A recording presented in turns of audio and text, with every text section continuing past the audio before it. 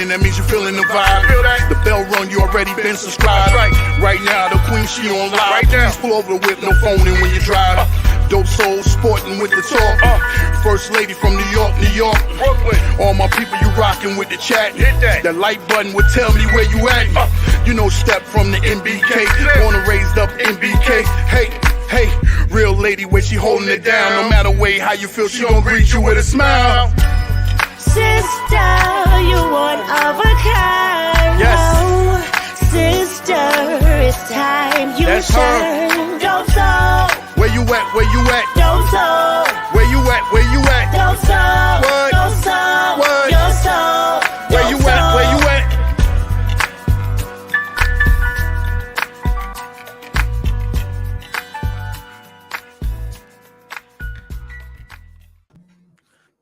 Salute, Knick family. Welcome to the show. Dope Soul Sports Talk, a member of the NBK family. Got a lot to talk about. It seems like I haven't been here in a while. I know it's only been a week, but it seems like it's been 2 or 3. So I'm happy to be here. We got a lot to talk about. Seems like so much has happened since the last show. We'll talk a little bit about RJ, just honest, conversations about whether RJ should go to the bench in the context of whether or not this helps our team. We'll talk about, Randle, who's playing relatively well this season. The stats are pretty much the same, but there's been some differences in his game on the court. We'll talk about whether or not the Knicks, should still try to move him. I know there's the divide from what the front office thinks and what the fans think. We'll talk a little bit, about that as well. And then we'll talk about Cam Reddish. Obviously the Knicks can attempt to sign him, during the regular season, but have you seen enough to want the Knicks to at least try to sign him, attempt to sign him in the offseason? Obviously there'll be other offers as well. He'll be a restricted free agent, and whatever else comes up today, you know how we do. I'm gonna bring in the panel. Stafford D from D's Roller Hoop is with us today. Jerrell, how's everybody? All great. Salute. How are you, Seth? I'm good. Blessed, can't complain, man. All right. D, what's up, bro? I think this is the first time me and D's been on the panel at the same time, right? That's correct. I think so. What's good, man? Welcome. What's good, brother? Nice to meet you, bro. All right. Tsunami's not going to be here today. She says she's sick. Feel better, Tsunami, and probably a little RJ-itis as well, in addition to her being sick. So feel better. Try some ginger and turmeric tea. See if that helps. Nice. With a little pinch of lemon. Was that for her or RJ? Oh, damn. Right. Salute to the panel. Kerry Cox, Keith Turner, Pudge Nice, David G. Appreciate you all. Geraldine McIver always rocking with us. Keith Turner, Deron Wayne, Sherwin. It's been a minute, Sherwin. Angel Blue. Hope everybody is all right. So let's just start in general before we get to RJ. Just in general, is there anything about the team, the coach, the players that have stood out from you over this past week, or even the season? Yeah, because I know you wasn't with us, D, last week, or of the season that you want to talk about. Yeah. Okay. You want to start with me? Okay. I'll go into recent memory. We don't want to dig too deep into the archives. On this West Coast trip, one thing that I have noticed has been a gigantic difference is their principles and laws. How are they schematically defending the basketball? And I mean that on ball containment. I mean that on pick and roll coverage. I mean that on help of recovery. I mean that on closeout. Weak side is coming a lot better than it has compared to earlier in the season. And I feel that, and I say this on the show all the time, I say that us New Yorkers, we love defense. We love grit and grind. We love nasty. We love blood, sweat, and tears being left on the court. And Denver, even though Jokic wasn't there, I didn't even care about that. Right. What I cared about was that, are the guys cohesively going to support each other, communicate better, and be able to guard the basketball and all the many aspects that come with the perimeter defense. Right. I see differences with that, and I see things going towards the right direction. which is very good. But the one question with this team is that it's consistency. And we have to make sure that, and it's our job too, to make sure that they're on point every single night with the same intensity, the same energy. And even if, look, guys are going to score in this league, bro. I mean, it's impossible to stop teams every night. But you want to see a consistent effort as to where they're schematically on their rotations, right? They're hedging the P&R a little bit better so the weak side could come in and deny that roll and go ahead and contain that pick and roll ball handle at the same time. That's very important. 80% of the NBA is pick and roll. So you have to be able to guard the pick and roll at all times. I saw encouraging signs with that, and I can't wait for tomorrow night. Yeah. It's going to be a challenge. I don't care what Golden State's record is. It's going to be a challenge. Anybody else in terms of what you've seen over the last week or even the season that stood out to you before we get into the topics of the show? Just one real quick thing, just us being inconsistent. That's all. And you could tell that the players only meeting, with a fire under everybody. Mainly Julius Randle, because he looked like a completely different person on defense. So just because of that, like, we're inconsistent, but I need to see what we look like going forward, because now it's like post player only meeting. So we have to, like, we splitting the season up already. Like, we're not the same team anymore. You know what I'm saying? Like, we're not the same team as we was last week. Because remember the show last week, everybody hated us because how we talked about them after the Brooklyn loss, getting blown out like that in Brooklyn, man. Like, so that team looked like a completely different team than we saw last night. So just inconsistency. Right. Yeah, and one of the other things, Tibbs, like, he looked like he put his foot down with the rotations and just going with a 9-man rotation. So you see Fournier's out the lineup. Grimes didn't get a sniff any of the past two games. So he's really defining the roles now for the players. And another thing I've seen is quickly, he's ending the 4 quarters in games more, and he's getting more minutes. So those are little small things, little details for the past 2 games I see has changed with the team. I mean, I think what has stood out for me overall has been RJ. We'll talk about him not taking that step that at least I thought he would take, and how that's impacted us. Cam, who we talked about in the beginning of the season, where he would he even be in the rotation? We had an entire show on that. Where would he fit? Would he even be in the rotation? And to see how he's playing now. And Randle, I mean, if you go back to last season with him imploding and whether or not you could trust him and over dribbling and holding the ball, to how he's playing this season now. Is he still making mistakes? Absolutely, they all are. But just to see him making better decisions, making quicker decisions, and a lot of that has to do with Brunson coming in and moving him down in terms of him facilitating the offense, basically taking that out of his hand. And on the West Coast trip, his defense, off-ball defense, has been atrocious. I thought that maybe his defensive IQ was low, like he didn't even know where he was supposed to be. And now you see that it's just effort. He knows where he's supposed to be and what he's supposed to be doing. That's not the issue. And Tibbs making the tough choices, taking Evan Fournier out of the rotation. He likes Grimes, I'm sure. He sees Grimes as part of the team. But right now, we're in crisis mode. We got to tighten it up. And we'll get to you a bit, later on. So I thought that the Knicks could possibly go 0-5 on this West Coast trip, the way they was playing. And that, Tibbs wouldn't even survive the trip. So I think his seat has cooled down a little bit. And like D said, and like Jerrell said a little bit, right? Let's see the consistency.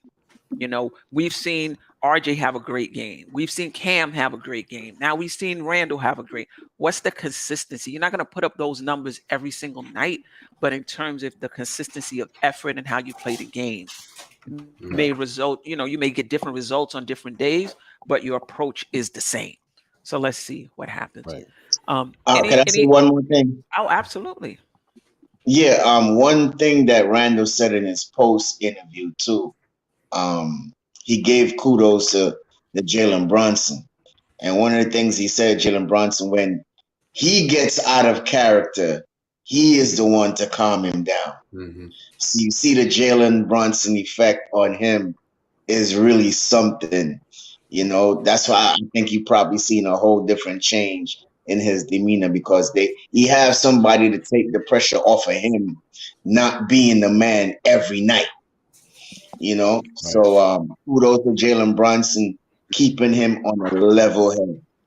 Right. But I would also give kudos to Randle too, who's taken up meditation and mindfulness, right?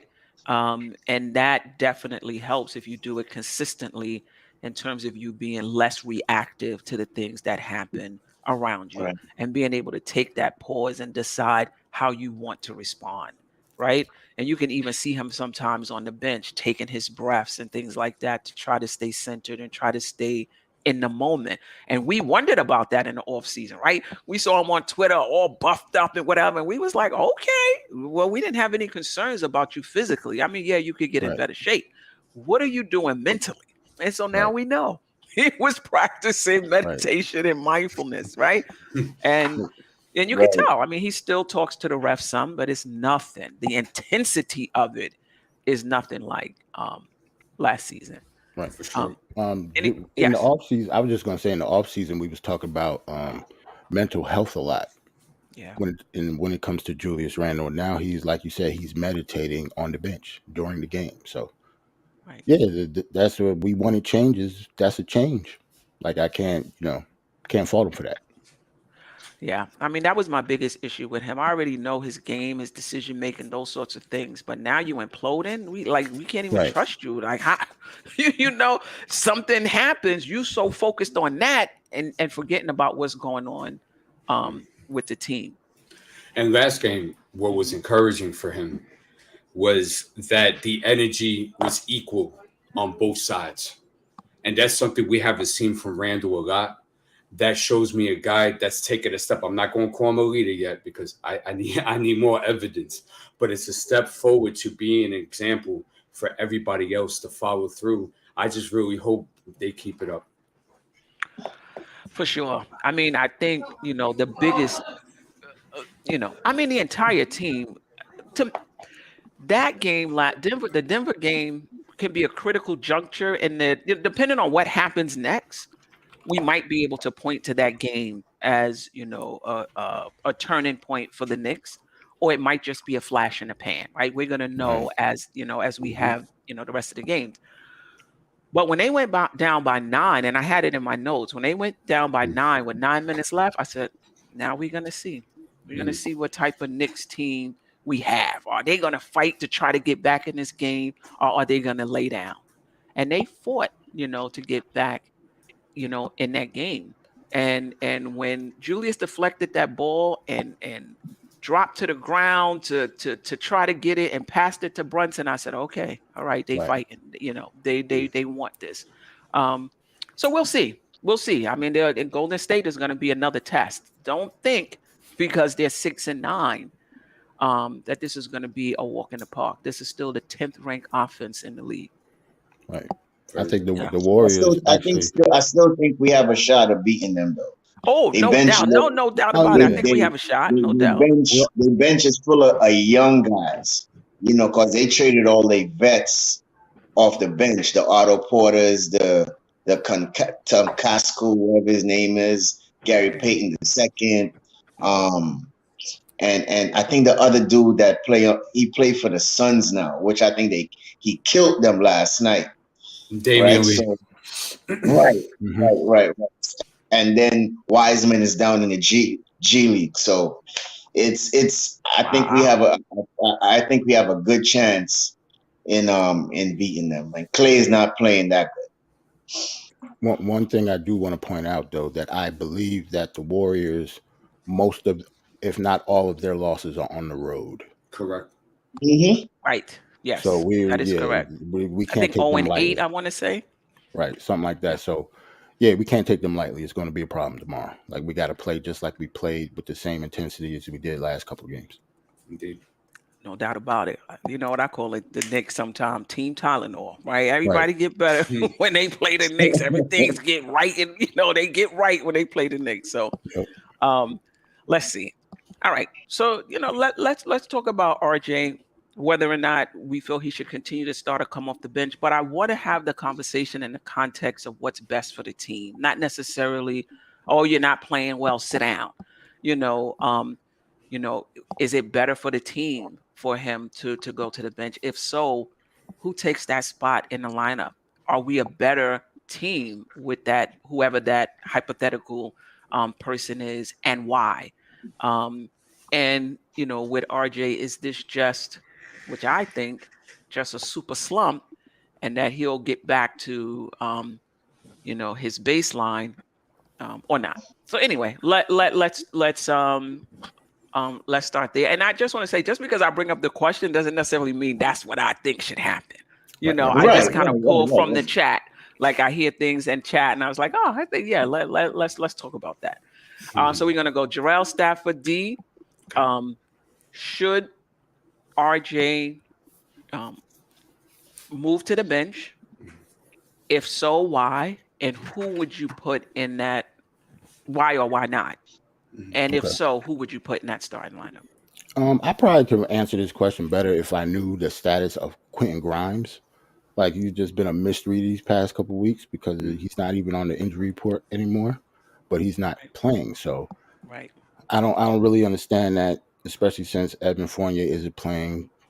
Grimes should definitely be getting minutes. But in terms of RJ, yeah, maybe he should come off the bench for a little while. It's not just because he's struggling. I mean, there are rumors that saying that he's sick. I really don't understand why Tibbs played him that many minutes on the front end of the back-to-back. He didn't play him that many minutes last night, so that really didn't make any sense, especially when he's struggling at the same time.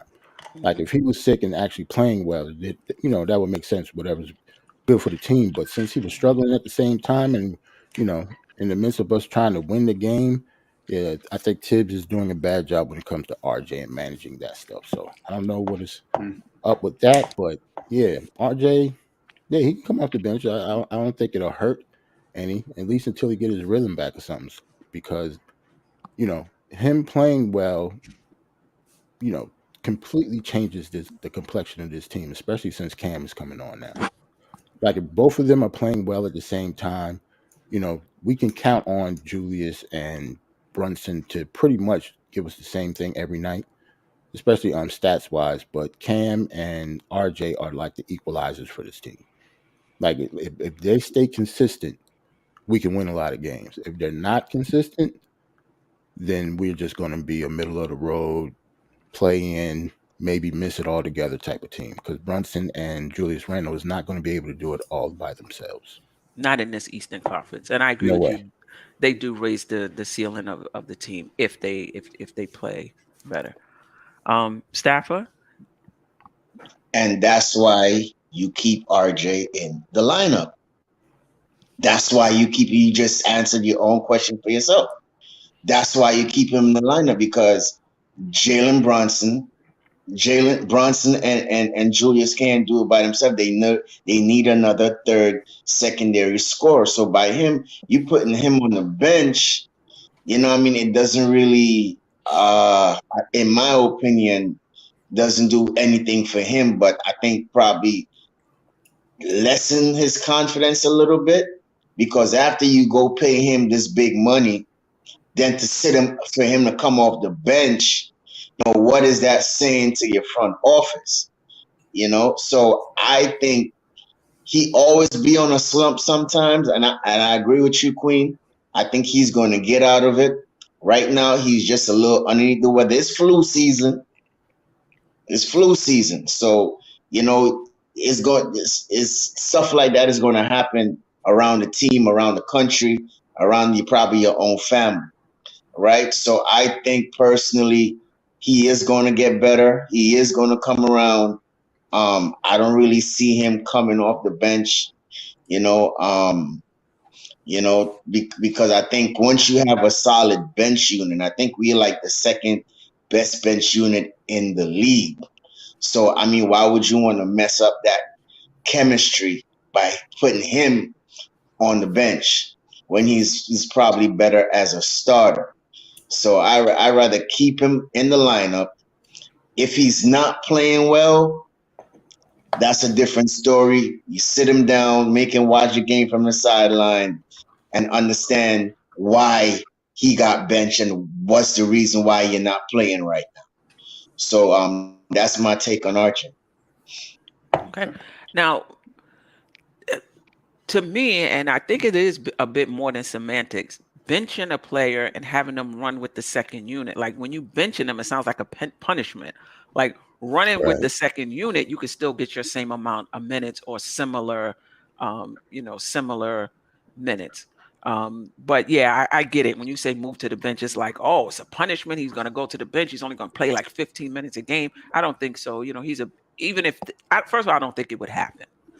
But even if it did, I could still see him getting 30, 32 minutes a game still. Right. But anyway, D, your thoughts? Yeah. And then I'll check in with the chat. No doubt. There's a lot of ways you could slice and dice this, but I think knowing the fact it's his fourth year, he's your third overall pick, you invested in him for the next 4 years after this season, I think it's very premature to go ahead and start thinking bench right away. We're not even a quarter through the season yet. Mm-hmm. And I think it will be jumping the gun a little bit to say that just shift RJ to the bench. Now, for example, last night in Utah, if he pulls off like a good 7, 8 or more of those in the next 12 or 13 games, then that conversation becomes hotter right now. But at this point in time, when we in game 14, game 15, 15 coming up. Yeah. 16 coming up. No doubt. It's too early. It's too early. You still got to go ahead, finagle some things, work some wrinkles of the offense. You still got to go ahead and exercise and work that and see, maybe get a different angle or a different approach might get RJ going. Maybe change him up schematically, defensively as well. Maybe not put so much ball containment pressure on him. Have him more as a help and see if that helps him a little bit. There's ways that you can finagle this very early in the season.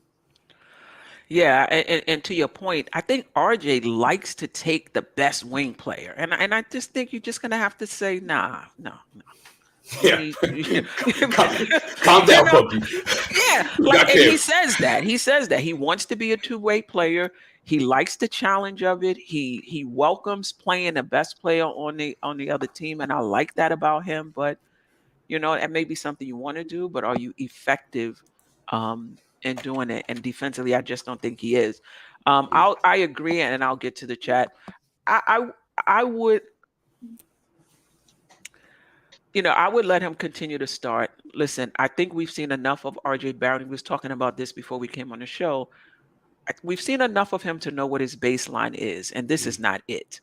And I just think that over time, he will get back to his baseline. Now, will he take that leap or even that step that I thought he would take past that? I'm not that sure anymore. But I think he'll get, back to baseline. But I was expecting, better finishing at the rim. I have to check the stats again. At one point in the season, he was better at finishing at the rim compared to last season. I'm not sure where he is now. Okay, I appreciate it. So yeah, I would definitely keep him in the second unit. And one thing I do like about Tibbs, he gives you every opportunity before he makes the change. Like he gave Fournier every opportunity before he said, you know what, you're going right. You're going to be on the second unit and now out of the rotation. So I agree that it's going to take a lot for RJ to move to the bench. But to me, I don't see that as a punishment.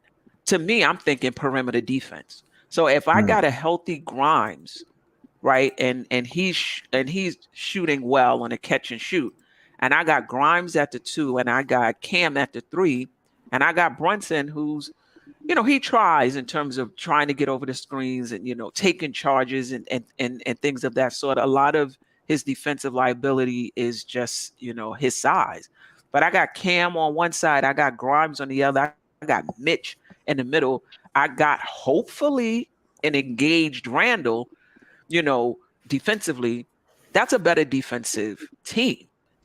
That's what I'm thinking. So when I'm thinking about moving RJ, would we be better defensively with that with that lineup? But still, he would still get 30 minutes. Like, to me, I don't think RJ should be getting 37, 38, whatever he's been getting on the season. I think is way too much. I think that needs to come down. So if he's rocking with that second unit, he's getting 30, 32 minutes, 33 minutes, to me, that's good. But I wouldn't make the change because he's in the slump. I would make the change because Grimes is healthy. He's defending like who knows what in his limited minutes or in practice. And I just think that that's going to make us a better defensive team. And he's a catch and shoot guy. So that's going to open up more opportunities for Cam, right? Because Grimes is a catch and shoot guy. So you got Brunson, you got Randle, you got, Cam, even though Grimes has been putting the ball on the floor, but for the catch and shoot guy. I don't know if our offense suffers that much if this is a healthy Grimes and if Cam is at that point where he feels like he's comfortable enough to contribute the way he has been contributing in our offense. I don't know if it's a bad idea. So I wouldn't do it for punishment or because he's in a slump.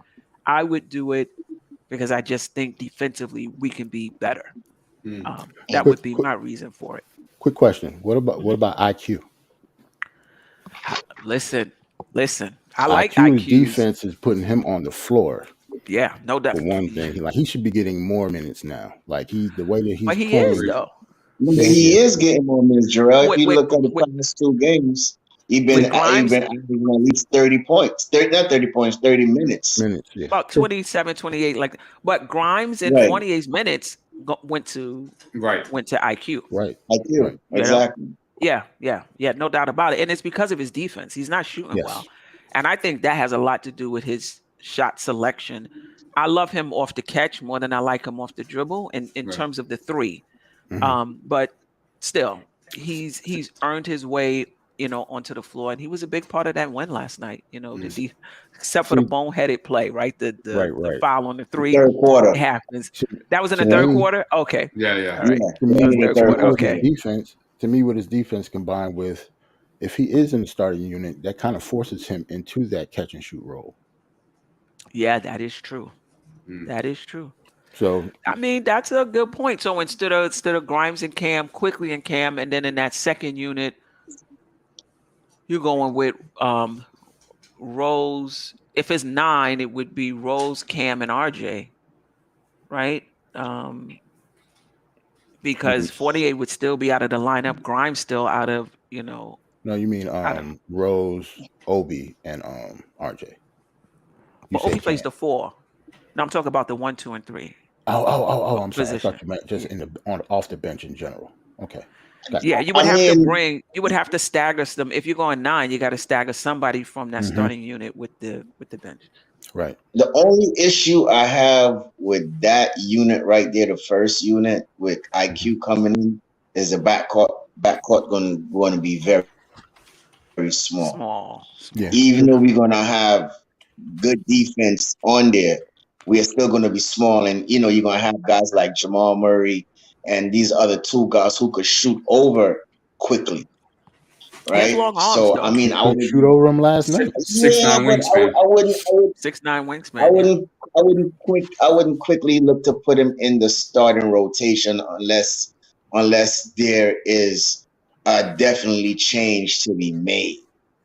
Right. But but I rather keep IQ coming off the bench because that unit already knows each other.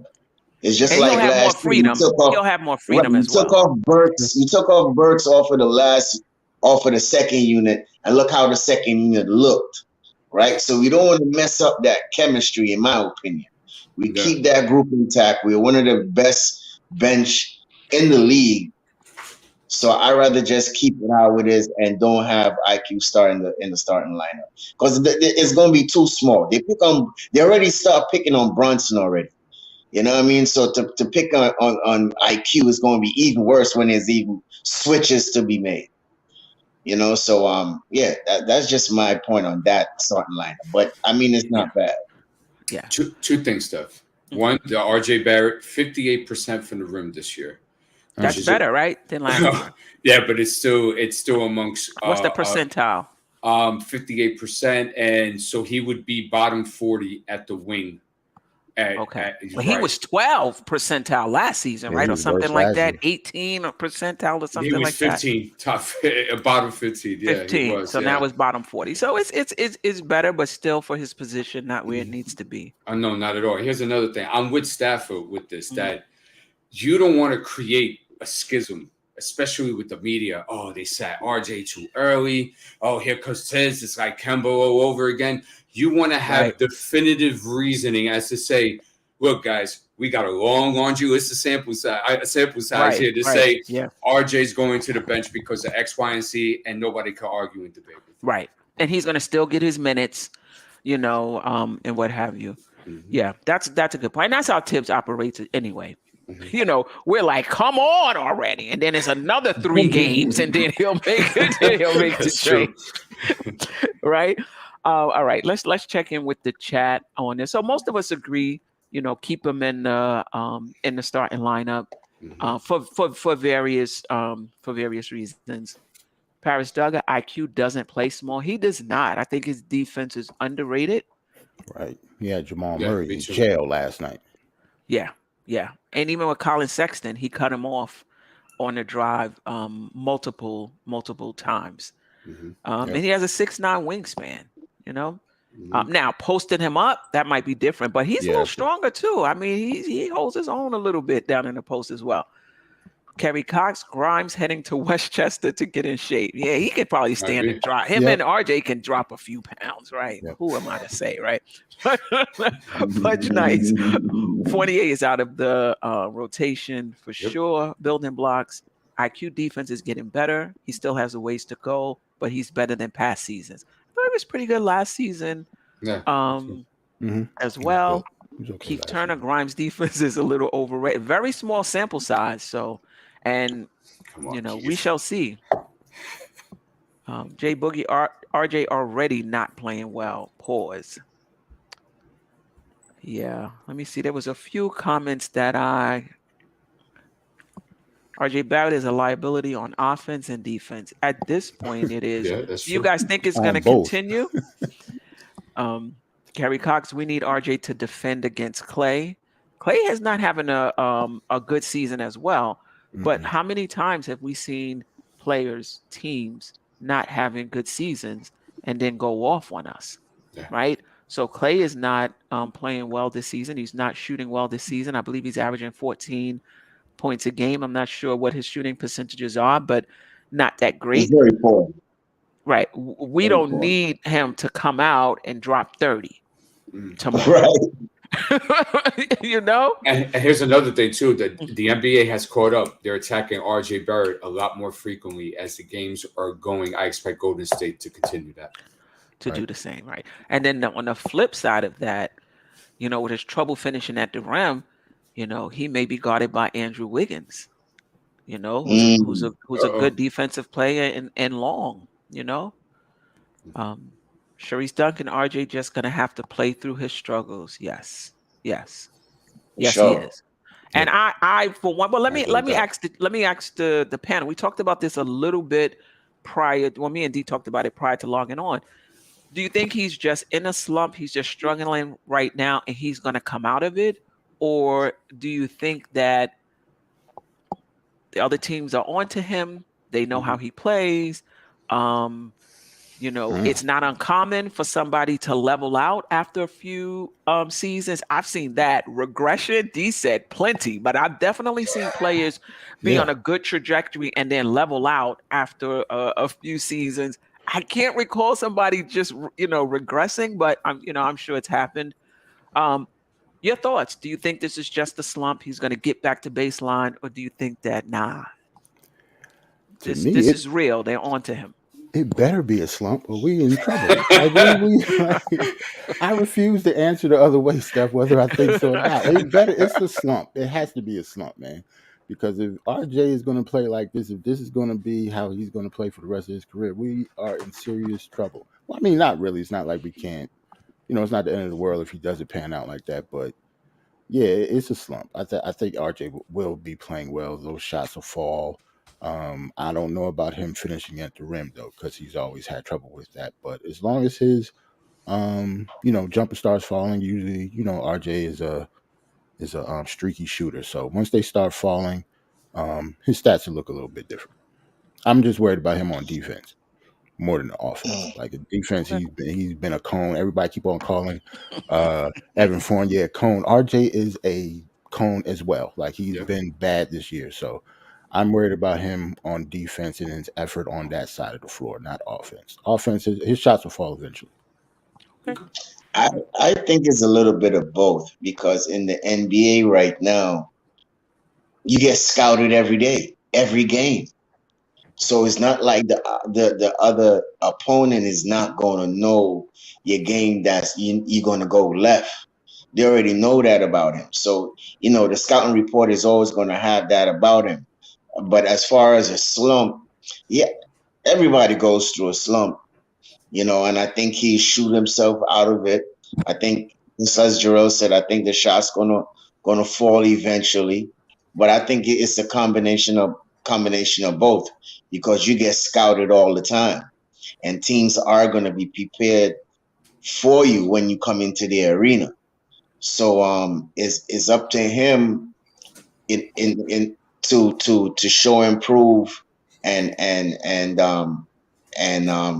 what's the word I'm looking for, as far as his games, not switch up his game, but be more efficient, I should say, or more consistent. Right? Even though they say you're going left, go right.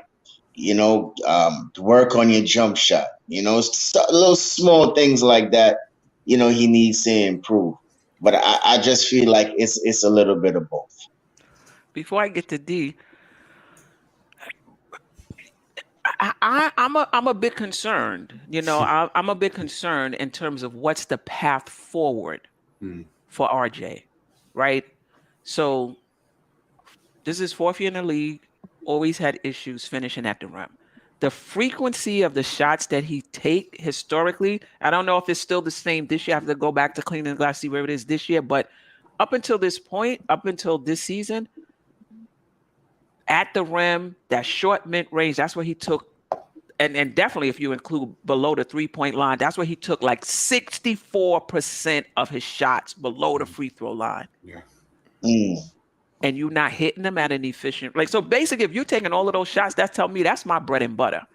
That's where I shoot. That's where I like to shoot. And you're not very efficient from there. And this year you're a little better, but still compared to, your position, not quite where you need to be. What's the path forward? Is it, at some point he's going to get better finishing at the rim. Is it that he's going to become a better three-point shooter? I think he's pretty good from the corners coming into this, to the season, or vice versa, from the top, not at the corner. One of those. What's the path forward for RJ Barrett to be? I'm not going to even say a star in this league. I'm just a solid player, right? Game in and game out. What's the path forward? Yeah. Because now that we have such a larger sample size, I don't even see the path forward. They know that you're going to try to go to the rim. So we're thinking he's working on that mid-range, right? So now when he goes, if they crowd him or whatever, he could just pull up, get some versatility, get them thinking about what he's going to do, right? Mm-hmm. Right. I don't know. You got to be more consistent. You got to be more consistent. Yeah. Indeed. Go ahead, D. Yeah, no doubt. Rim percentage this year, like I said, 58%, short mid 37%, long mid 25%, all mid 36%. Quarter completion percentage? Completion? This is his field goal percentage at those ranges on the offensive end. Corner 3, 31%. Non-corner 3, 23%. All threes, 26% this year. So to answer your question, I think RJ Barrett is miscast in a movie that he shouldn't be casted in. And what I mean by that, I think the best version of RJ Barrett is him not to assume that he's numero uno. It's him being the best version of himself. I see him as it's just like an army Swiss knife, because RJ does have the ability to do a lot of different things on the court. He's not great at anything, but he's balanced at a lot of other things. And I feel with him, it's a mind state. And right now, I feel he's in the wrong mind state. He's in the wrong emotional state when he's on the court, where he should just be doing everything just to stock up on the stat sheet. That should be his mentality more than him worrying about scoring 20 points or him getting to the free throw line 13, 14 times a game. Because what happens is that, for example, when he tries to finish, he doesn't finish fully. We teach our kids, you know this stuff. We taught our kids to go ahead, shoulders, hips, feet, into the other shoulder, hips, feet, and extend through the contact. RJ don't do that. RJ short, and he's strong enough to be able to do that. Of course he is. And he'll short arm it, and he'll look for a call instead of finish the play.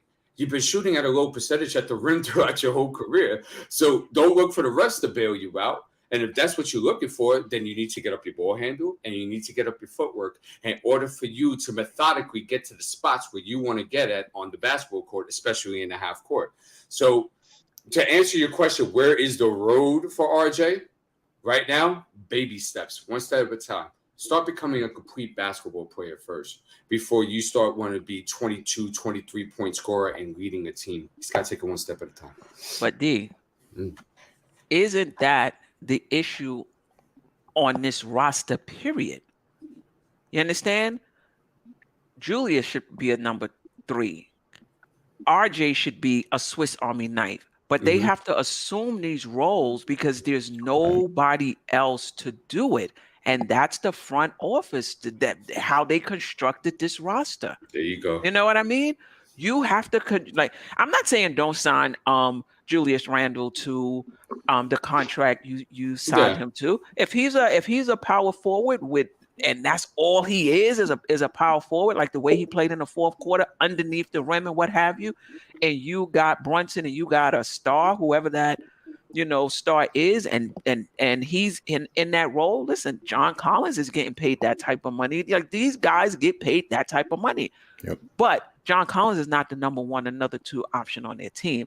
So Randle and RJ are tasked with doing a lot because there's nobody else there. And that's why I keep saying you got to sign 2 more people to push them down into even one. If you got Brunson, even if you bring in 1, it moves them down, a step. We're moving to the Cosmos now, and which which is fantastic. I love being here. And where you're trying to allude to is that you have supporting actors assigned as main actors to a AAA movie that's going to bomb at the box office. That's what you're saying in so many words. Right. And my thing is that that's okay if you had signed them that way and them assume those roles for a certain amount of time because you have different moving parts of the plan. But you kind of locked them down for a couple of years now. And now the question is, did you shoot yourself? Now, of course, we're forward thinking right now, but did you shoot yourself in the foot and where you can't maneuver in certain areas that you would like to because Randle will only be on his second year of the 4-year next year. And RJ will be starting his first. And he's on a poison pill contract. And the only guy that's ever been moved from that was Devin Harris out of 198 players. Right. So most likely he's not going to be moved. We have to stay tuned.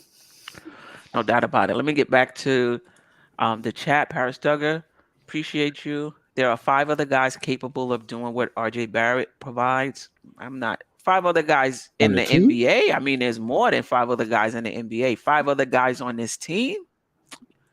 I don't know about that. Keith Turner, appreciate you. Hope all is well. If Tibbs benched Fournier, he will bench RJ in a heartbeat. He's just trying to avoid doing it, but he would. Coach. When it's let me do his first and then get to that. Just look at his stats overall. It's same as it has been. He has a 2-game slump. Coach, I don't know about 2. Why do we do quick for extreme reactions? He's still averaging 18 things trying to let him Tibbs trying to let him play through it. I believe he's trying to say. Yeah. When it starts to affect wins and losses, then it's a real problem. I mean, I think it has. Yeah. Me too. I think it has. The bench is. I mean, the chat is active. Like I start comments and it's like all the way at the top, and there's about 40 more comments below. I told you how I get on Thursday night, man. We primetime TV, Steph. I told you that already. Homeboy, listen, when it's about RJ, you're gonna hear it. Yeah, I appreciate you rocking with us. And listen, if this is your first time in the chat, D, I'm gonna take something for what you do. If this is your first time in the chat, drop where you from. Welcome. If you haven't already, subscribe to the channel. Hit that notification button so you'll be notified anytime I go live or drop a video. Homeboy Sadaka, I hope I said that right. RJ needs to pass the ball way more, and he was doing that. And now, last game was different. But he had 5 assists, multiple 5 or 4 assist games where I thought there was less tunnel vision, more moving the ball. Last night, he was bad. I could not understand the aggressiveness offensively at all. I did not know where that was coming from. See the end of the first quarter when he had like 4 people on him and had IQ on the right hand side and then give it to him. Yeah. I forgot to mention that today. Like that was nuts. Like that, I didn't get that at all. That made no sense. I was like, this story traffic signs out there. Right. Like he went 1 on 4. Like, that's crazy. Right. Big Nick, RJ Barrett isn't better than Hero or Poole. Both come off the bench. Both are richer than he is. We talk about RJ getting the little bag all the time. Yeah. Everybody say 120 million, but you got to remember it's really what a 107. Now 120 is with incentives. Right. And at least the front office did that right? But as time goes on, now you're thinking that it should have been 80. RJ is a 6-man at best. I smoked. This hurts my brain stem. Okay. All right. Salute to you. Yeah. Nah, SS Cash. If RJ can get his mind right in the G League, I feel it can translate. He just can't get his off against these top players. Listen, he's not a G League. That's what I'm saying, the G League. Yeah. Senga Wadron, appreciate you. He's under a lot of pressure, but I see him being better than he is right now. RJ, that is. Oh, we know exactly who you're talking about. Yeah, he has to be better. Yeah, he definitely has to be better. Anything else we want to say about RJ before we? I just wanted to say I don't fully blame RJ. Some of this is Tibbs. Like he can sit him down some, like especially if he is sick. Him playing that many minutes, it's hurting the team. Like it's not even about RJ. It's saving RJ from himself because it's not like he's gonna sit himself down. Tibbs has to have the wherewithal to sit him down, man. Especially with a game like he had last night. That was bad. No doubt. Let me ask you this. Let me just say this real quick. What I will say though is now you're cutting the rotation to 8 on the second half of a back-to-back, or you're inserting Fournier or Grimes into that game, or you can increase. Cam already played like 37 minutes. You could probably give IQ. He played 27. Maybe 10 more minutes. That's why I said it was a mystery with Grimes. Like, what's going on with Grimes? Why he's not on the injury report anymore, but he's not playing. And then he's out of the rotation. But how do you start? What was it? A week and a half ago? He started a game. He went from that to playing like 2 minutes, like at the end of the game, to not being in the rotation at all when RJ is sick. It doesn't make any sense. That was an 11-man rotation at the time, Jerrell. Right? That was too many. That was too much. Right. That was too many. And I'm talking about last night, though. The other thing I was about to say. last night. Like if he's supposed to be situational, what situation other than last night can you put him in? Right. Well, let me answer No, I that agree with question. Let me answer that question, right? Question. How do we know that the doctors wasn't looking at him, and the doctors probably saying, okay, he looks okay to play, and then the doctors do come up and ask him, are you good to go? Now, with any NBA player with pride, would you say that you don't want to play? No. Yeah, but So who's going to say that he wants to play? Now, I agree with you when you say Tom should have seen that from probably the first quarter and sat him down. Right. Right? But at the same time, as a basketball player and the doctor's looking at you and they're asking you, are you okay? You're going to say yes. It's just like in football. You get hit and you feel woozy. They say you got a concussion. Nah, coach, I'm ready to go. Right. But in the scheme of things, you know you're not well. Right. I agree with you. That's why I say. And I do wonder how healthy so, Grimes really is. In shape, I mean, not necessarily healthy. Right, and we how don't in know shape is how- Grimes to play major minutes. Exactly. That's why he probably didn't put him in the rotation. But I clearly understand what you're saying. Grimes should have had some spot minutes last night due to the fact that RJ was not playing. Correct. Critical question. Can I ask a critical question, Steph? Or Yeah, you on the absolutely. itinerary? Yeah. No. Did you feel in game 15 last night that Tibbs might have gone too early to such a stringent rotation and maybe didn't let certain things? Do you feel he jumped the gun on that a little bit and may drain the guys out a little bit later where they may play well for a period and then start to falter because that the rotation was a little bit stringent too early? I don't. Okay. Yeah. Because I remember when I think he ran that 11-man rotation. You mute. You're muted, Steph. I don't know why. There you go. Nah. Nope. Still can't hear you. But D, to answer your question, in my opinion, I feel like he had to do it because his job is everybody's saying he's on the hot seat. Yeah. So for him to make a change, he had us to go ahead and solidify that rotation and have these guys know their roles. You know, because I think if he had probably went ahead with keep on playing the 11-man rotation, we probably wouldn't even win the last 2 games. Right. Right.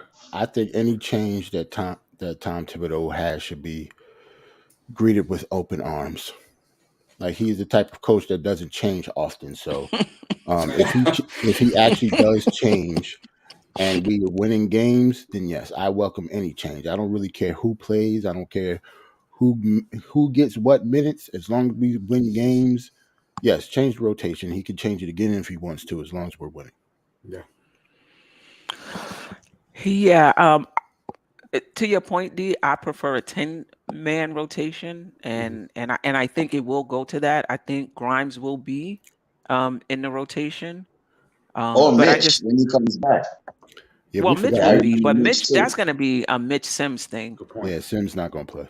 Yeah, but I think I think we were at a critical juncture. We were just at a critical juncture, and we just had to bring it down to the, who's the best defender players on that team. Obviously, you have to play Randle and RJ. Other than that, who's our best defenders? Grimes, you just coming back. You in and out the rotation. You play 5 minutes. Now you hurt. You out. What? No. 48, don't have good on. Nope, out. Right now, we need to get our 9. We need to solidify it.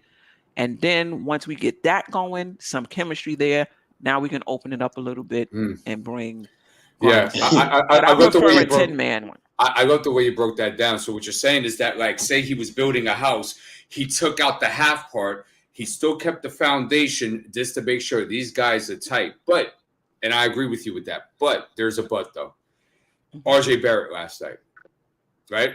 I should have seen Grimes in there at least 5 to 7 minutes last night. Yeah. Just based. So now my thing is that will it be so stringent that it won't be left for little things to be flexed like that? Or will he just continue just running it around and around and RJ just run himself to the ground until he's forced to go to a bench or something like that? So that's what I was thinking of.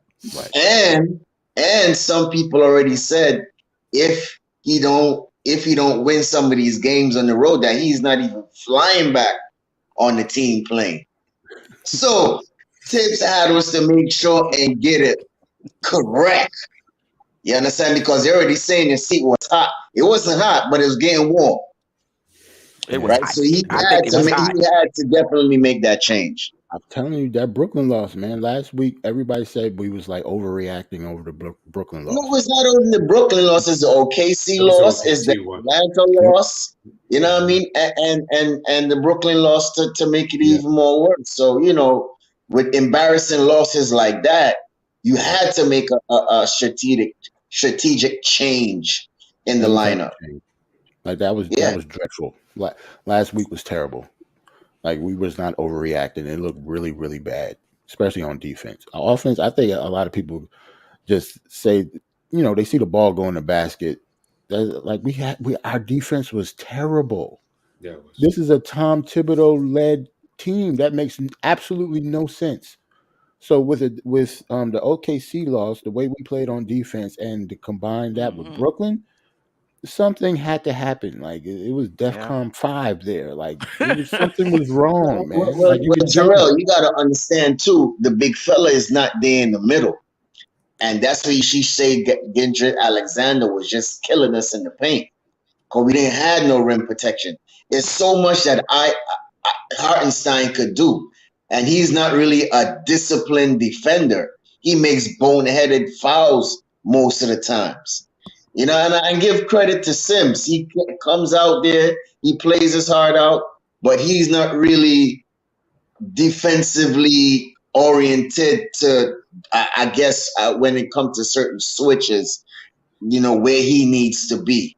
You know what I mean? Although he's coming around, he's playing better, right? But at the same time, you gotta put Mitch in that situation too. He doesn't have the big fella to protect the paint.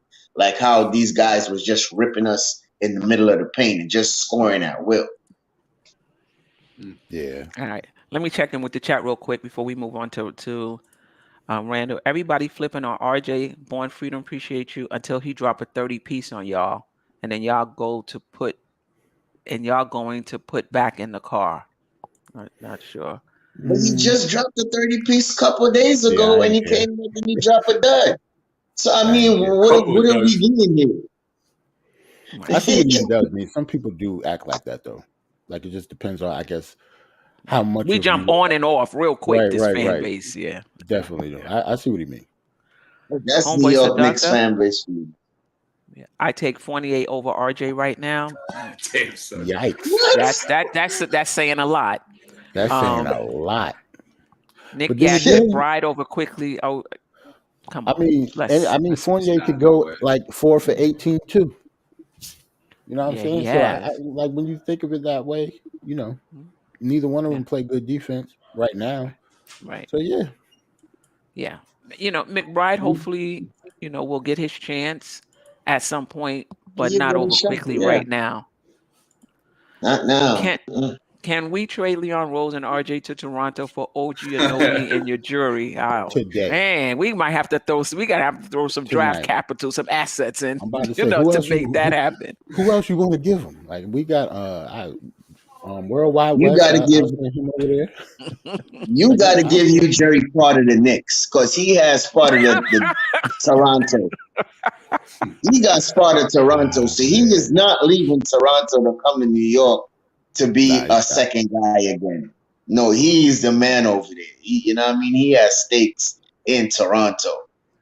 So, you know, there's, I mean, I love it, but I would love to have him, but that ain't happening.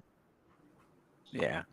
SS Cash, if we can't live with RJ's mistakes, then we must trade him because he will make mistakes for a long time before he turns into an all-star. Or if he Don't ever hold does. your breath on that, brother. Yeah, that's what I'm saying. If he ever does turn into that all-star. Right. And you know what, Jerrell? I heard somebody said last night with Jeff Green He has been in the league over how many years? 15. Solid player. All-star. Never made an all-star. Never made an all-star team, but he's been a very solid player, and that's maybe a RJ could be a very solid player, but just no all-star appearances, and there's nothing wrong with that. But you know what hurt Stafford? Green wasn't the 3rd overall pick of the 2018 draft. That's the problem. He was close. Jeff Green was drafted really, really high. Yeah, and I think the only reason RJ went third was because of just that particular draft class. If it was a better draft class, maybe he goes 5, maybe he goes 7. But Jeff Green, you're right, he was 5th. Yeah, like you top 5 pick. Jeff Green was who I was talking about early in RJ's career when everyone was talking about RJ was barely here for 30 games, that he was going to be this all-star.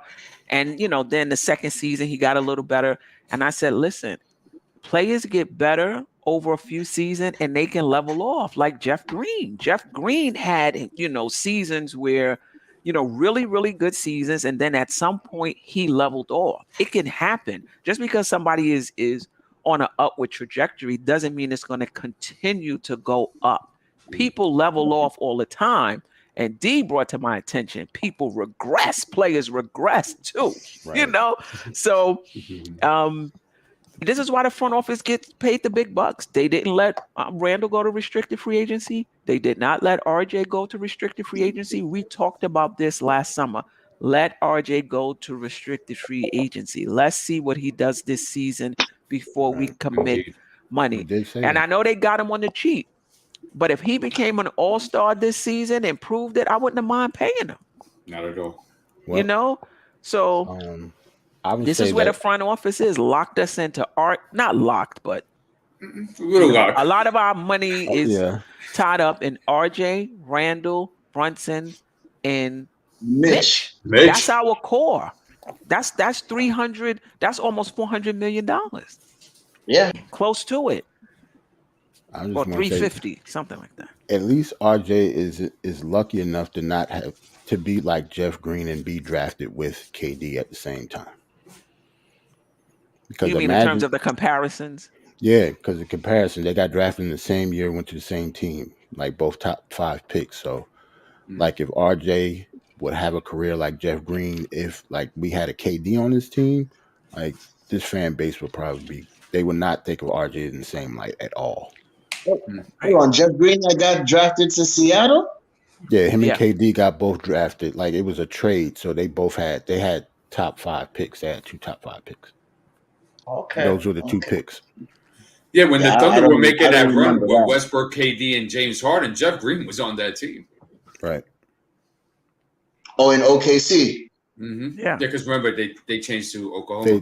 They went to Yeah. I mean, Jeff Green is an all-around player. So to your point, D, about RJ being a Swiss Army knife. Yeah.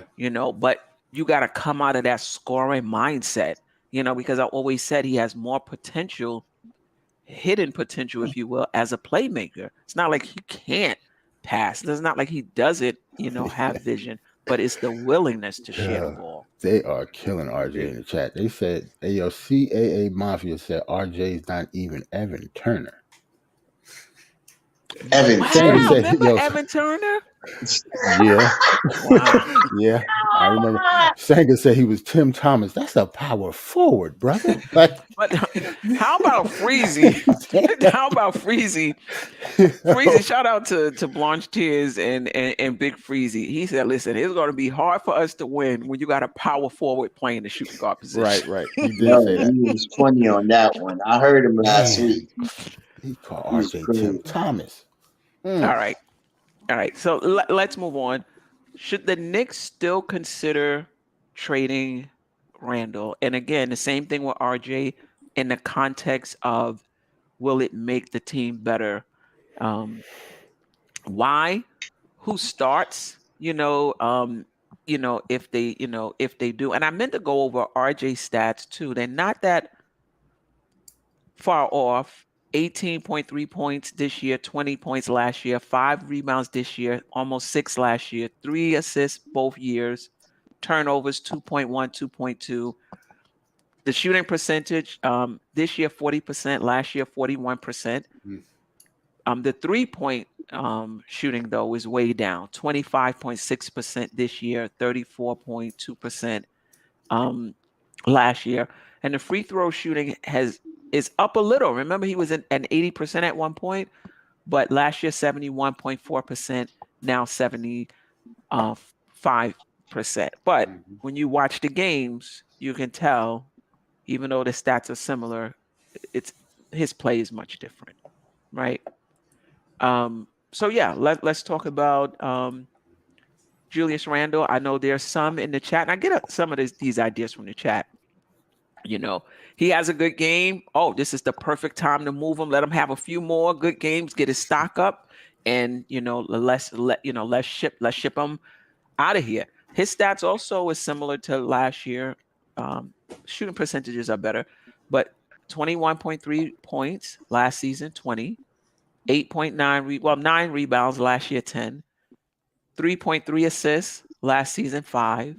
Shooting 46.5% from the field. Last year, 41%. Shooting 33% from three-point land. Last year, 31%. So just a tick up. And the free throw shooting is pretty much even. 75.7% this year, 75.6% last year. But should the Knicks still consider moving Julius Randle? Why? And who would you put in his place that you think would make us a better team? Well, I'm gonna go whether first. That's on the team or off the team. You know me. I am not trading my guy. I'm not trading him unless there is a total mental explosion where he can't even handle himself. He's not being a teammate. He's not playing the concept of the game. Okay. That's different. I'm shipping him out. Time to go. You're not winning. But this year, we have seen a change. He is doing all the necessary things. The only thing that, in my eyes, that Randle needs to improve is his free throws. Clutch free throws. Last night, he missed 2 important free throws that was very clutch that he should have made. And just being consistent on both ends, on the defensive end and the offensive end. We could get a Randle like that every night, every game, that same effort. Why trade him? You know what I mean? He is going to be the engine that takes the engine besides Brunson and RJ to take this team to the next level, even though we don't have superstars. As long as we are sharing the ball and having a lot of ball movement, I think that that this team can move forward. But as far as trading him right now, just to get his value up, just to trade him, I think it's nonsense. He's just coming into, I think he's just coming into his first year of his contract. Let it play out at least a year or two, and if anything, we get rid of him if it's not conducive to winning. But if it's conducive to winning, we see improvements and increments all the time and effort. I'm not trading the guy, man. I'm not trading. Okay, D. And you also want players that he could be replaced with as well. Okay. I think it's circumstantial. Like I said, it depends on the direction of which the front office wants to go as far as the future to decide what his fate would be. But I mean, Stafford, if you're in a position to get a top tier guy in this league or a second tier type of guy and Randle's on the table, you have to pull that trigger because it's about improving your team. Okay, all right, of course. But it's going to be shake. Another thing I think is a little bit too premature, but what I would say is that I think this team wants to win, right? So I'm thinking in a team mind state, not my mind state.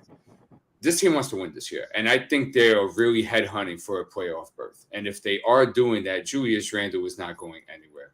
because as he proved last night, although we love Brunson's consistency, there's a level that Randle could bring it when he wants to that I don't think Jalen can touch.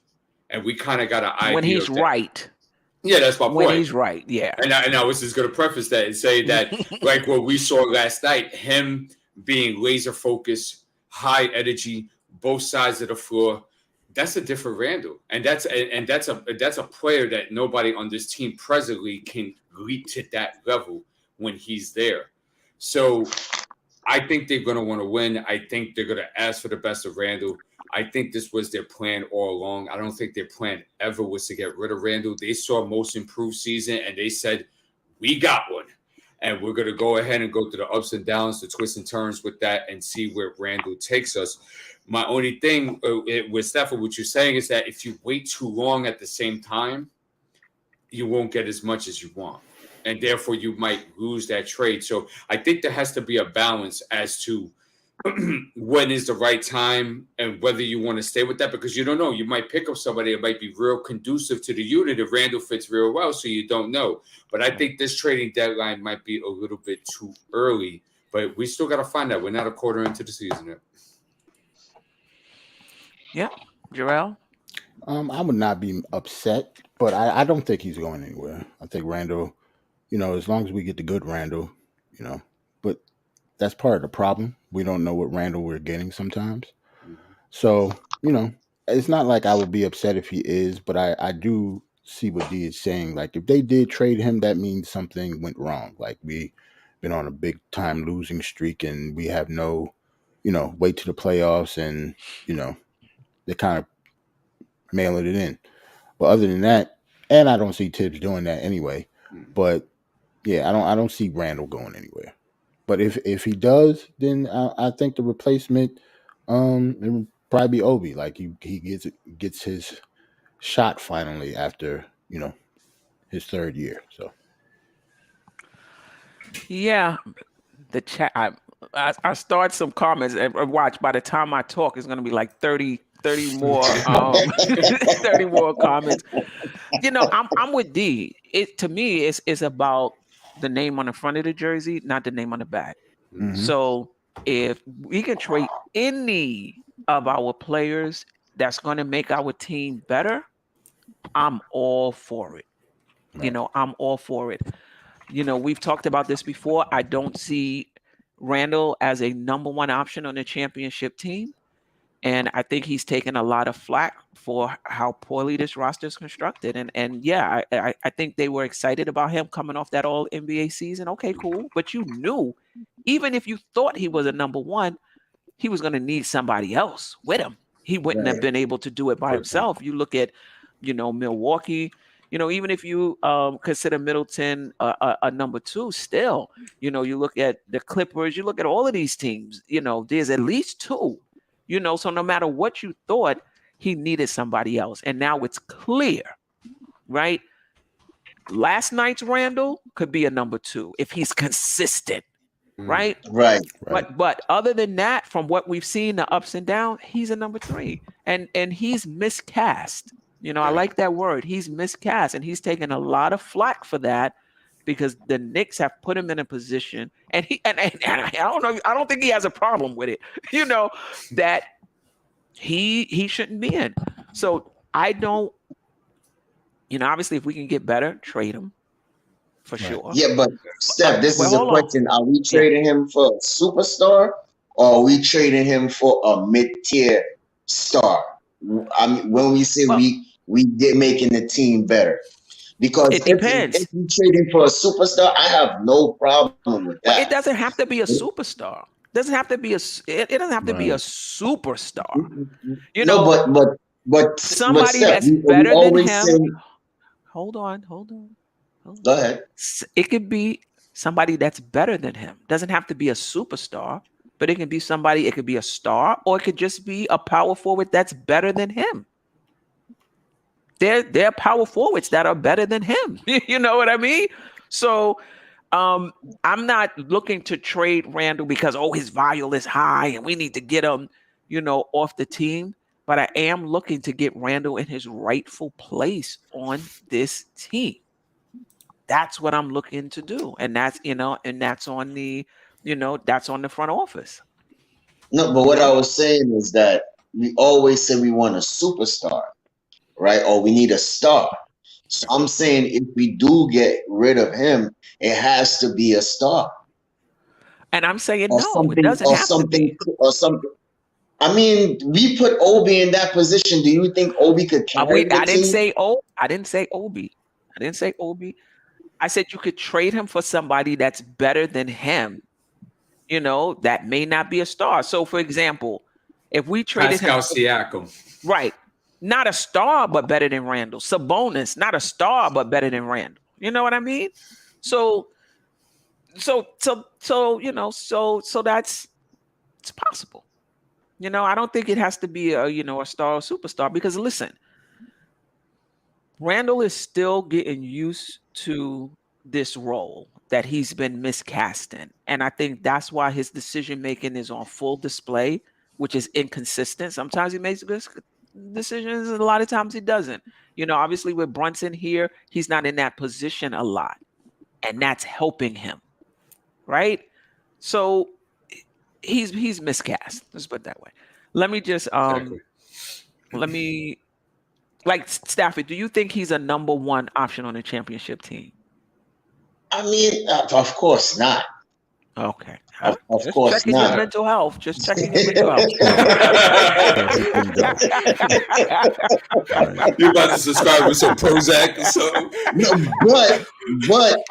but as I said before, but if you was to get rid of him, I want a mid-tier star or a star. You know what I mean? Because, it would have to be a package. You're not trading Randle for a star straight up. It would have to be a package. No, of course we're going to attach probably a first round or a couple young players, of course. But I would want an upcoming star or a superstar that comes in to replace him to take us to the next end. Because you mentioned somebody like Sabonis. I don't think he's going to push the needle as much on the team.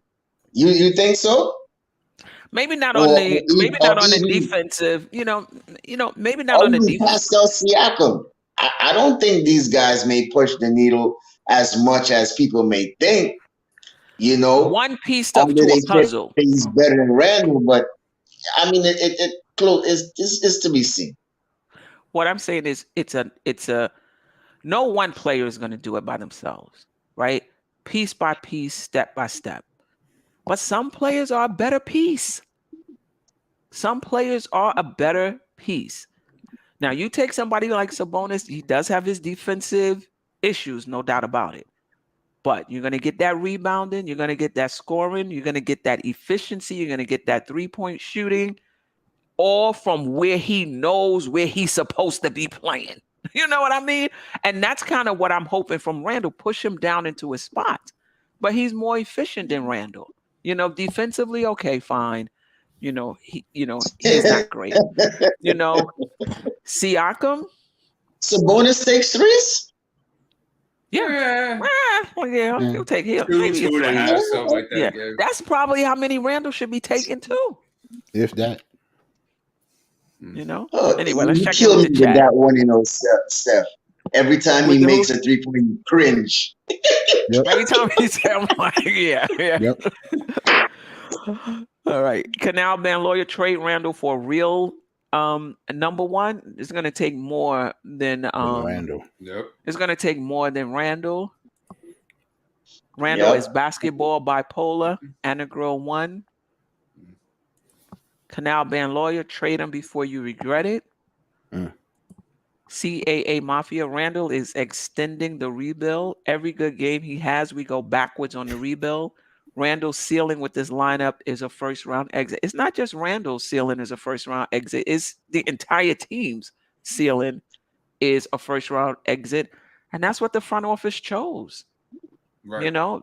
This is how they chose. This is the direction they chose to go. See how far we go. This is what I'm guessing. We're going to go into the offseason. We're going to see what changes we can make, see if we can build off of this and take the next step. But I agree with you. You want to get to the second and third round, you're going to have to bring in The big You're gonna, Trading you're gonna have to bring in Iverson. some players.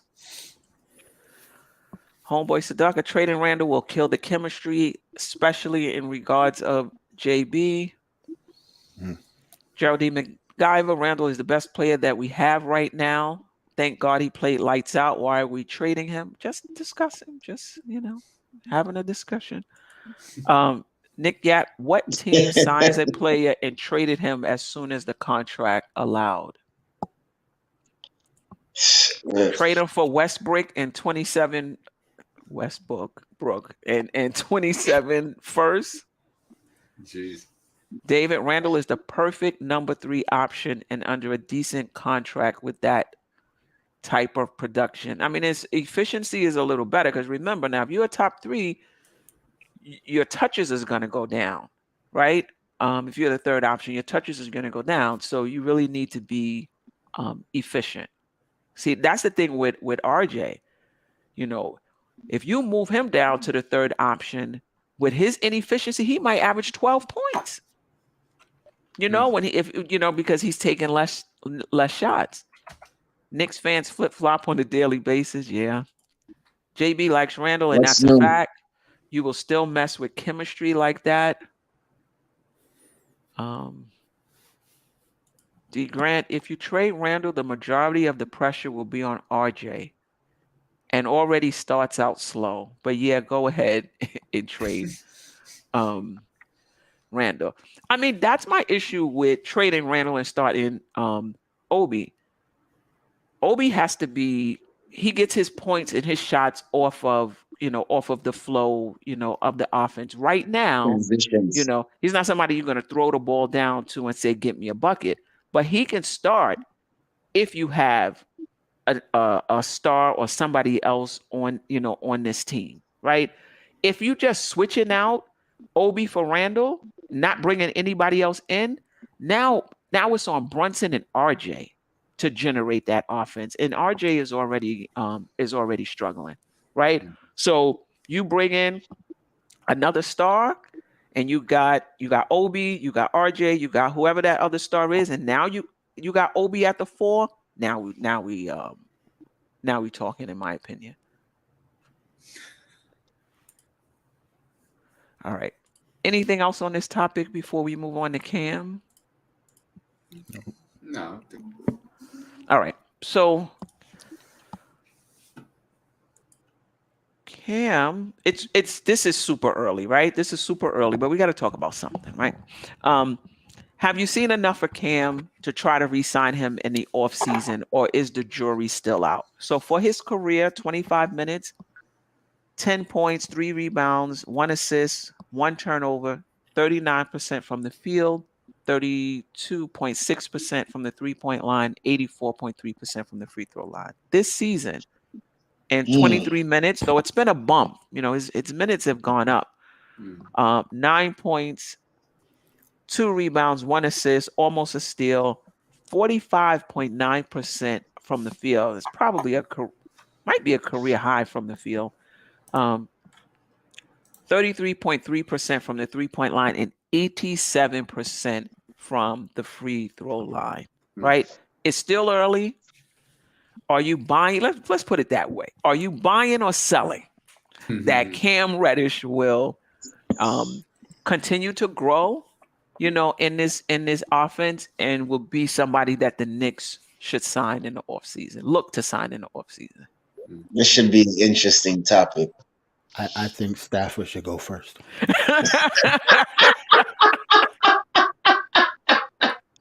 All right, I'll go first. Okay, I'll confess a little bit. Just a little bit. He's growing on me. He's growing on me. He's growing on me. I'm not fully 100 in yet, but he is growing on me. His defense is good. He still got beat a couple times last night. I think one was a backdoor, but yeah. And Narji put him in the spin blender last night. Just rolled off of him and put it with an easy layup. But at the same time, I think he is good for this lineup. He brings excellent perimeter defense. he takes on the best player. His numbers, I mean, it could improve a little more, you know what I mean? But I still need to see more. So I'm on the fence with this one, Queen. I gotta see a little more sample size to say, well, I'm gonna go ahead and sign him. All right. So you selling right now. Okay. Yeah. I'm with Steph. You know, the good thing about Cam amid injury, he's gonna play a lot of minutes this season. So and it was so funny. 3 weeks ago, we would have never said that. Right. But now 3 weeks later into the future, now all of a sudden we're looking at Cam playing 25, 30 minutes a night possibly now. And I think that is a magnificent sample size to see what to do with him. And look, even if it pans out that we had gripes and pros and cons about him, Dort got signed 4-year, 80 million, 78 million or something of that nature. I could see Cam getting something like that, especially if he continues to be productive on the defensive end. I think teams will have heavy value on him based on the fact that he could be a versatile defender. He's long corner three this year. He's at 53% at the corner three. So if he's able to be a guy to be a 3-and-D type of that has slashing abilities that could get to the bucket, I think I see a lot of value in Cam. And if the Knicks are forced to a situation where they are to sign him, I don't see no harm in giving him. I mean, look, listen, I don't really like 4-year contracts anyway. I'm not a guy like that. I'm a guy I like to take it one step at a time. I have no problem giving Cam a 2-year, $30 million with a 3rd-year team option, just to see what he does with that. Mm-hmm. If he does have a good season, if he does continue to play consistent, I think with him too, I think the Knicks have to do themselves some favors. They have to find ways to get, and this is Hartenstein, this is Sims too, when they play with the starter unit, get them involved more and within the flow of the offense, because at the same time, you are trying to build a winning product. You are also showcasing to the NBA what nice toys I have just in case they are available to gain assets or not. So they have to do a better job of him getting more shot attempts, putting him a little bit more into pick and roll just to see what he does with that. Mm-hmm. Him being able to be in a mid-post ISO, since he's taller than most guys, especially with his length, he's able to rise over him if he does like a turnaround or something like that off the mid post. So there's a lot of things that could be done with him. Knicks have to explore that more. But I agree with Steph. I still got to see more. Yeah, and this is one, and this is what I would have liked for. Well, in all fairness, I was okay with them not going to restricted free agency with Randle, but because of that, I wanted them to go to restricted free agency with RJ, and I'm okay with them going to restricted free agency with Cam. If you're not sure, let them play it out so you can see more of them. And then you don't mind committing the money because you know right. what you're committing to. Right. Jerrell? I mean, if you've seen this show this past off season, you know me and Staff has had this conversation plenty of times. I'm buying Cam, but it's always contingencies involved. Like his health is obviously the main concern. Like I kind of know what he's capable of when it comes to talent. I've been seeing him for a very long time now. So, I'm buying Cam, but like you said, I wouldn't mind him going to free agency, see what he can get on the open market for him to come back. And, depending on what it is, if it's not too crazy, we match it. If it's too crazy and, he has another unhealthy season, that he doesn't play, at least 75% of the games. If he goes, he goes. Like, as long as if it helps the team, it helps the team. I'm a Cam fan, but I'm not gonna sign him to anything irresponsible just because I like him. Yeah, I'm selling right now only because it's early in the season. But I really like what I'm seeing from Cam Reddish, and I love this situation. Like this is like being on the beach with the nice breeze where you could just sit here and wait and watch and see what happens with Cam and then make your decision at the end of the season, right? I wish we would have had that opportunity with, well, we did, took that opportunity with Randle in hindsight and RJ. Real quick, Canal Ban Law and Craig, y'all give me tomatoes, but the Queen and D agreed with me, and they ain't get no tomatoes. So I mean, what's up with the bias? Get no tomatoes. Steph not gonna get no tomatoes. D, this is one of his few times here. He's not gonna get the tomato. You're going to get the tomatoes tonight. Cam is playing great. You deserve those tomatoes. But I just want to say real quick, the great thing about Cam, like if you have been watching him for a very long time, you already know the offense is coming. I love the fact that Tibbs forced him to be a defender in order to get minutes. Right. Like Cam right now, to be honest, Cam is probably our best, perimeter defender. Right. You wouldn't have said that before. So if you're going to force him to play defense like that in order to get minutes, please believe me, the offense will come. Right. Now, you've been watching him since he was 14, 15. Was defense always an issue in terms of having the ability but not putting in the effort, or not necessarily? Yeah, I mean, he was always a good defender, but, when you're in high school and when you're in college, defense is kind of secondhand when it comes to your offense. Like Cam has always been, a tall, lanky kid that can score whenever he wanted to. In high school, that's all people care about. They don't really, not saying they don't care about defense at all, but yeah, he wasn't known as a defender in high school. He was known as, he can drop 40 on you in 8-minute quarters. Right. Hey, Steph, you brought up a very good point about, and this is a no-no in front office work. You always stay flexible. And the New York Knicks have unfortunately shot themselves in the foot a couple of times, not with the result, but with the flexibility part of it. Because let's say, for example, Cam does have a fantastic season.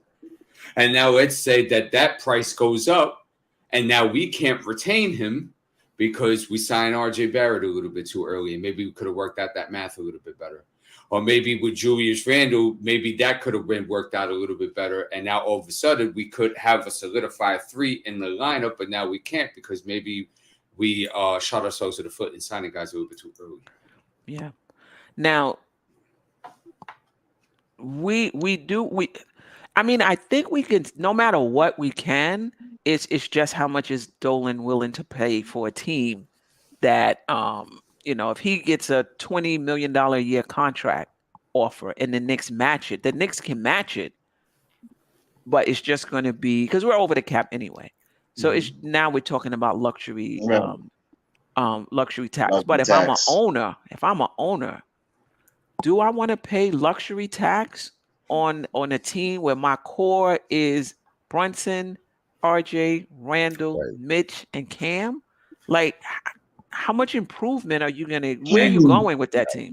And to add with that, right, we are 2-10 in the years we've gone over the luxury tax. What I mean is that we've had only 2 winning seasons out of 10 of the seasons. So that's 8 losing seasons. We made it to the playoffs only twice. One time we got bounced at the first. The other time was with the Camelo squad with the veterans and stuff like that. Right. So at Dolan looking at that history, Indiana. He might think I'm not putting myself in that predicament, and we're a first round type of team. So correct. Yeah. Ajay, I saw a comment in the chat. Ajay, what up, bro? Hey man, salute.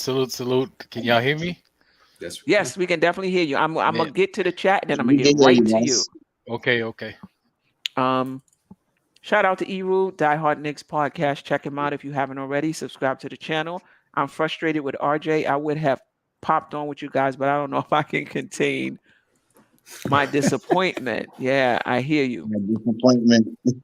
Man, come on the show, Eru. Come on the show. D977, what if he develops into more than what RJ is? I mean, Cam has always had that potential. The issue with Cam is that it was untapped potential. This is the issue I have with guys. People always want to talk about guys ceiling and say, how much of that ceiling are we getting? Like, Right. that's what I'm interested in. Not just your ceiling. What are we getting? Right. Hazansky Gaming. I hope I got that right. Cam is going to get at least 3 years, $40 million. That's a bargain. Yeah, he's gonna get more than that. Cam will Yeah, get that's not bad at all. Cam will get 25 to 30 million, like the rest of the starters, if he continues to get better. Would love to give him 15 like Mitch, but he won't take that. This is the position as a player you want to be in. And listen, let's not act like the Knicks made a mistake not signing him. Like Cam, what we're seeing now for Cam was more potential. Like we was imagining what he could be. It wasn't about what we were actually seeing. Canal Ben Lloyd, we can match any offer. But Queen, Mm-hmm. we wasn't even sure if Cam was gonna make the rotation. Yeah. Even Canal by law one time, he was on the fence with Cam. Now that he's popping, now he's back on the bandwagon. You know, but at the same time, you know, we wasn't sure if he was gonna make the rotation depending on how he was playing. That's why you see Jerrell said it earlier in the show. We was going back and forth because we don't know what we would have seen with Cam. So now that we've seen a sample size, we just need to see it more on a consistent level to figure out if we really going to pay this kid. Right. At these raw facts, that's the real issue. It's Cam versus RJ, and we made our decision already. Thank you, David. Yeah, I mean, I hope not. I hope we still, have an opportunity to sign him if he plays well. Yeah. Anyway, Ajay, anything? I don't know how much of the show you heard. Anything you want to add on anything we've discussed, and then we'll just we'll ask if there's anything else anybody wants to talk about before we get out of here. Yeah. Definitely. First of all, salute to all you guys on the panel and the Knicks Nation, the chat, doing an excellent job. And sorry I'm late. I got stuck, but I made it. Queen, I'm gonna tell you, like I told you before, Cam. How old is Cam? 22. Same age as RJ, I believe, 22. Yeah. Yep. Okay, that's baby BI. You don't want to believe me. That is, he's gonna be in 3 years. He's gonna be Brendan Ingram or close to it. You don't want to hear me, but you want to believe me. It's not that I don't want to. I don't want to believe you. Usually you show some more signs by now. Wow. But okay, I hear you. He's showing sign. Like the more he plays, the more. Listen, he's not gonna be consistent because he hasn't had a consistent role. But I think by the All-Star break, we'll see like a huge difference. I hope you're right. I just picked him up on my fantasy team. Yeah, you made a good pick. And RJ Barrett, and I think on your show this morning, I mentioned, in my opinion, RJ Barrett, he starts slow every season. So apparently that's not going to change. So maybe they should always start the season, start him off the bench and bring him in slowly into the starting lineup. It's a little bit easier said than done because now you got to figure out who you put. That means somebody has to start in the starting lineup and then come off slowly, but that's the coach's job. He's going to have to figure that one out. Mm-hmm. It could have been Evan Fournier, but he's already at the rotation. So I don't know. We're probably going to have to, hopefully Quentin Grimes can come into the starting lineup, and him not starting doesn't mean he's not going to play as many minutes. It's just that, let him see the game from the bench a little bit. Let him come in, I think he would contribute more that way, Yeah, I mean, when we talk about flexibility with the front office in terms of money, I would like to see the front office be flexible in terms of how talent develops on this roster. So, for example, they was locked in on Brunson. DeJounte Murray became available. I'm not sure. I'm just guessing. I would like the front office to be like, wow, we really was honing in on Brunson, but now this guy is better. I think he fits better. Whatever. I think we need to pivot. same thing. RJ. We signed. RJ. Say by the end of the season, Cam is looking right. For them to ask themselves, can we sign both of these players? Or is there? I know this is a poison pill contract, but is there any way we can be that second team out of 160 something, that can, trade him and focus around Cam. So, and the same thing with Randle, anybody on our team, I would like to see that type of flexibility in their thinking. Like, this was the path we were thinking with this player or just as an organization, but boom, these things have happened and we need to shift course. But they should be able to, money shouldn't be an issue. Derrick Rose is done. I mean, this is the last year of his contract. Of it is. And then that's 15 right there. Yeah, Evan Fournier, he's going to be very attractive because next season for him that's it. So some teams will come in. The problem is when you trade, you got to get the same value back. So we got to get guys back that we can, either buy out or get rid of somehow so we could clear up that cap space to sign Cam. That shouldn't be a problem. I mean, these guys are. You said he's going to be like. You said Cam is going to be like who? BI. Brandon Ingram. What tonight is it, dude? It's almost 11. Once it gets 11 o'clock, anything could go down. Listen, if y'all can't believe RJ Barrett's gonna be Jimmy Butler, listen, Cam Reddish is gonna be Brandon Ingram in 3 years. All right. You said in 3 years. I mean, they said They and three, said so that Paul means George, in his 7th year. Now you saying BI. Say that again. No, go ahead, Queen. I'm sorry. Go ahead. No, I didn't say anything. I mean, I was saying they said Paul George. Now you saying BI. So I mean, it remains to be seen. It remains to be seen. We seeing glimpses. I ain't saying that we haven't seen him play spectacular and play well, but I think it's too early to go ahead and crown this kid BI or Paul George's yet. When we just seen a small, he did say 3 years of what he has done. You said in 3 years? He said 3 years. Okay.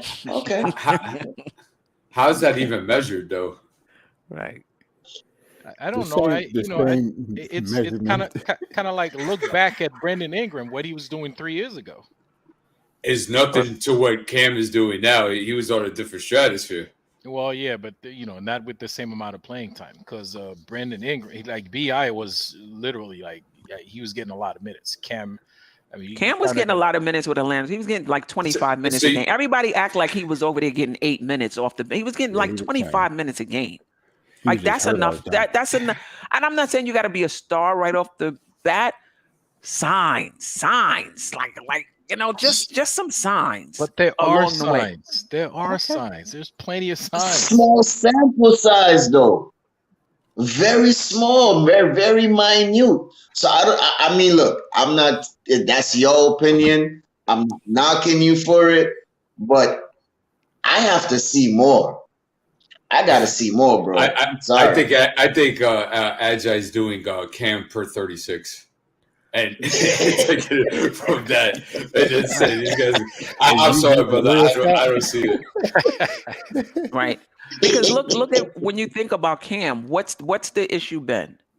A very talented guy who's gotten injured or didn't have the motor or whatever you want to call it, to fulfill his potential. And I think for a lot of us as fans, we get drunk over the potential and not really think about, is this guy maximizing the potential that he has? And injuries were a part of it, but I don't think it's 100% because of injury that he hasn't approached his ceiling, in my opinion.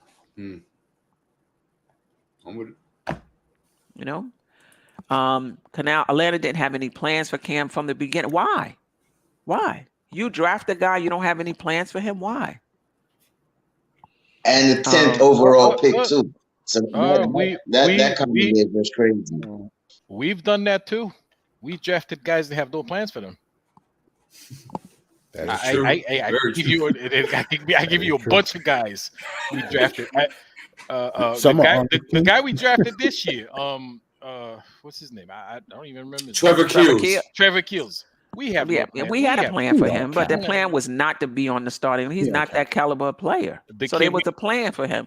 Go in the G League and develop and lose some weight and get in shape, and we'll see where we go. He's not a roster player. The kid we drafted with RJ, Brad Zickers, we never had any plans for that kid, ever. He did have a plan. Make RJ comfortable. Right. So, he had somebody on. He had a role. He had a role.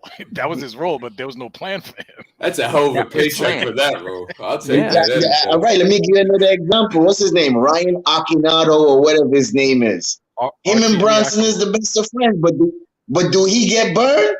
No. Garbage time. So we could put him in the same category as Brad Discus, because we ain't got no plans for him either. Right. I think we need to trade for Brandon Ingram and not wait for somebody to turn into Ingram. Ingram making sense. Send RJ to Zion. Listen, there's no way they doing that trade. RJ for they're not making. Why would the Pelicans trade him? Like that ain't happening. I still would like to trade for Brandon Ingram though. Oh, so would I. There's a whole host of players, that I would like to would be nice trade for. And I think I've always liked Brandon Ingram. I think in New Orleans, that's the core right there, man. McCollum, BI, and Zion. Anyhow, they didn't make the playoffs last year or push to go into the second round. I don't believe Zion would have even signed that contract again. I was going to say that. I think he probably would explore. Go ahead. Finish your thought, Steph. No. I'm done. Go ahead.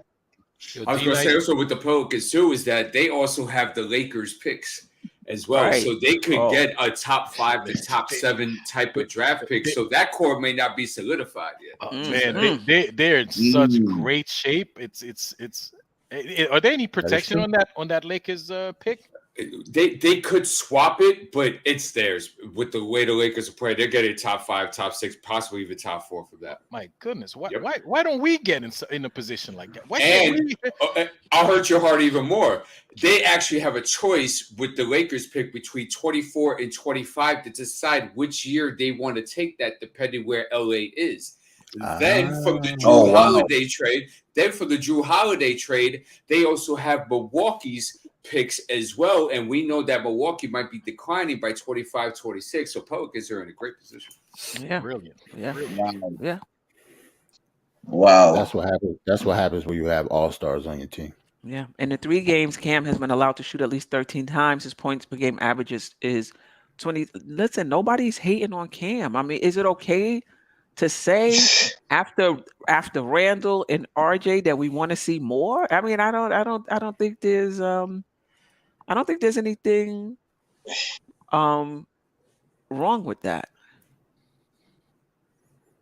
All right. Nice. I like you, man. But I don't know. Sometimes your comments, man, I see you be all over the place, man. But it is what it is. All right. Anything we did not talk about that is on your mind? Anything that we did talk about, but you didn't get it up, it came up late, and you want to get it in there now? For me, when Mitch comes back, for some way, somehow, I still want Sims to play, and I don't know how that's going to happen. I really like Sims. I almost and kind of like him more than I like Mitch. Listen, Tibbs, like Tom Thibodeau gonna have to figure this out, man. I don't think he's going to play, but I'm just saying I would like him to. No, I think he'll play because right now Iheart is foul prone, so he's gonna get in foul trouble, and at some point they're gonna have to insert. He's not gonna get as many minutes, obviously, but he's gonna play. Nah, I think since Jericho is situational, the boy needs some minutes, man. Did you see his perimeter defense last night against Jamal Murray. How he kept him on the 3-point line without even passing him. So, Right. the point taken, man. Hartenstein very foul prone, not disciplined. I said it earlier, and if he continues like that, man, I see a role for Sims, man. You got to get some minutes. But this is the thing, though. My only pushback, and I'm impressed with Sims too. My only pushback is you can't. Sims is Mitch. So now at the center position, there's no offense. There's just, and listen, I'm not. The coaching staff have to make this decision.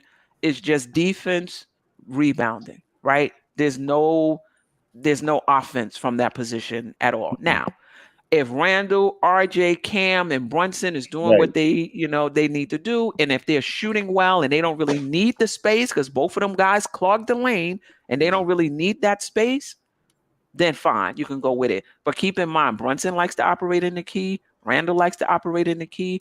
RJ likes to, operate in the key. And Mitch and Sims' guy is right there because those guys stay in the key. They don't have to respect them out on the 3-point line. And I get it that iHeart is not the defender. I mean, he's a position defender, right? No, iHeart. I get that iHeart is not the defender that Sims or Mitch is. Mm-hmm. But he does. He can rebound. He plays good position defense, and he gives us something offensively we don't have. When you get that ball to him, he has the floater, and you got to respect him. And then there's more space in the key for the other guys to operate. So I do think there is a role for him. Whether or not he gets the same amount of minutes he's been getting, that's a different story. But I think we could say that in the last couple of games, I think we could all agree that Sims has looked a lot better than Isaiah Hartenstein. So I think it makes that decision harder moving forward because we do understand the pros and cons between the two. But at the end of the day, especially if Tibbs is trying to win basketball games, you got to go with who's playing better. But playing better how? He's playing better on the defensive. I'm not taking anything away from him. I just like us having that versatility. And I feel like Sims is more laterally quicker. And I was just going to say, to piggyback off what D said, I just think he's more quicker on the perimeter. And he can hold his nobody's arguing that. Yes. I'm not arguing that at all. From what D was saying, that's very, very logical, but we still have Tom Thibodeau as our coach. So it's going to go back to where it was. That's why I said, I would like Sims to play, but when Mitch comes back, I know he's not going to. Yeah. I don't think he's going to play at all, to be honest. Mm-hmm. I tell you, Jerrell was trying to put it out there, man. Maybe the universe will manifest something from these words or something like that. Is he still eligible to go to play in the G League, Jericho Sims? Yeah, he is. I don't think he needs to play in the G League, though. I think he's still on is he still on a 2-way contract? No. He's got a full maybe $3 million contract or $6 million. He can still No. I don't think he's on a 2-way contract. I think it's just he's not. He's a straight. No, I think his what's his name? Hunt and Keels. What's his name? Trevor Keels. I think both of them is on the 2-way. 2-way. Yeah. Keels. I don't think Sims is on the 2-way anymore. I think he got signed an official contract. No, I know, but I think it's just to get him some burn. They probably send him to the G League. I don't know. I was asking the question. So, but even if that's true, let's say he does do that. How does that help Jericho Sims? It doesn't. Yeah, not really. My guy, thanks for the answer. Not really. Right. Yes, it don't make no sense. All right. Any last words before we get out of here? Queen, next Thursday's Thanksgiving. So this win against we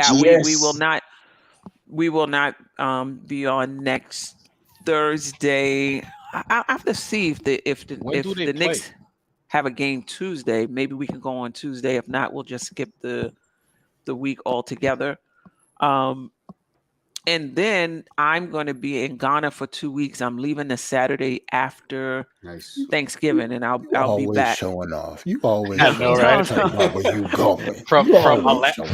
From Alaska to some rural place Right. where she has no internet. Right. To Ghana. We need pictures of Ghana too. I need. Yes, definitely. But I'm hoping that I'll be able to do the show from there. If not, I'll let you know.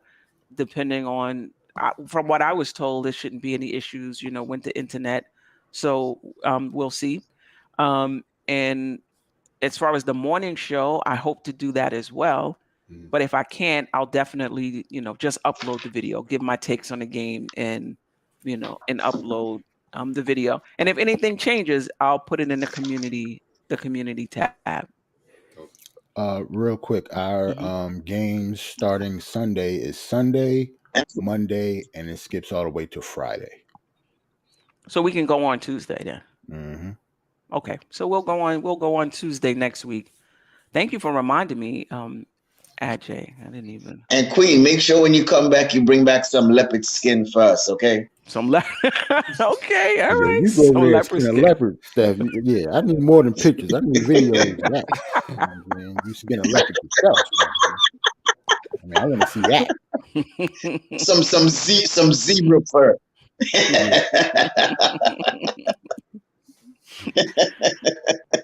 All right. Dio, I said, enjoy Steph travel just like Randle in the post. Hey, Ewu, man. Ewu should have came on the show, man. Dancing and prancing in the post, man. That's a good point. Sim should get some minutes after 4 when iHeart is on the floor, but he's not going to stretch the he's not going to stretch the floor at all. It'd be the other way. It'd be the other way around. Have iHeart at the 4 and Sims at the 5. Either or, but we're already trying to get Obi more minutes. Yeah, what happens to Obi? Right. That creates more of a problem for Obi. Some teams we play, we got to go big, man. When we play Cleveland got like three 7-footers up there, man. We might have to throw some of those guys together. Oh, one thing real quick before we get out of here. Like if teams go small on us, please have Randle and Obi on the floor at the same time again. They produce. For real. They produce. But they played most of the fourth quarter yesterday.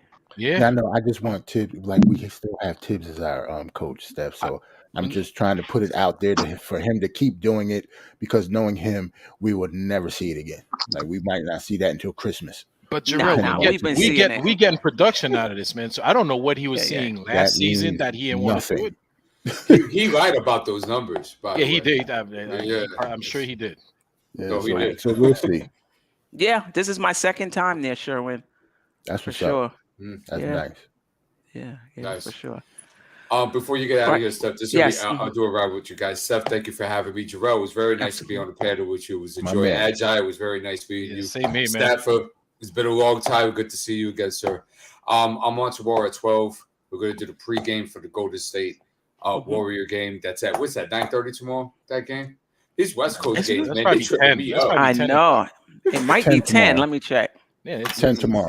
It's California. It has to be 10. 10 o'clock. Mm-hmm.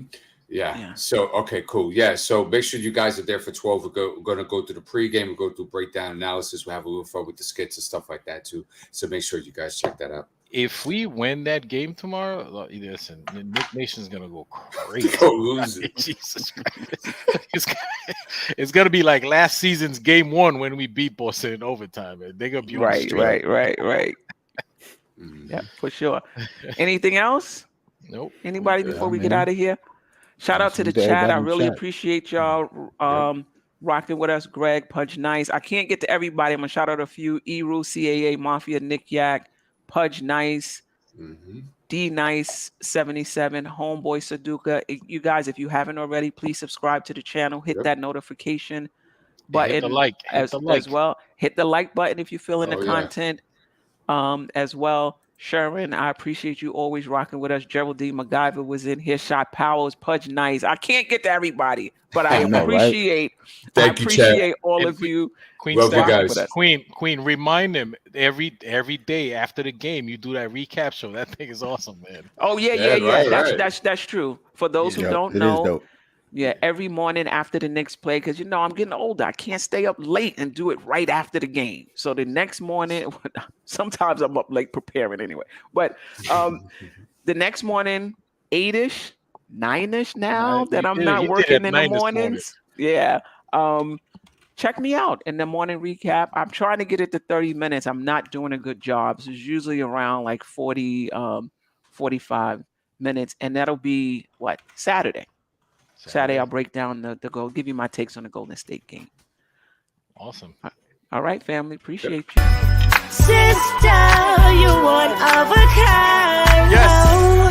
Sister, it's time you That's her. shine. Dope Soul. Where you at? Dope Soul.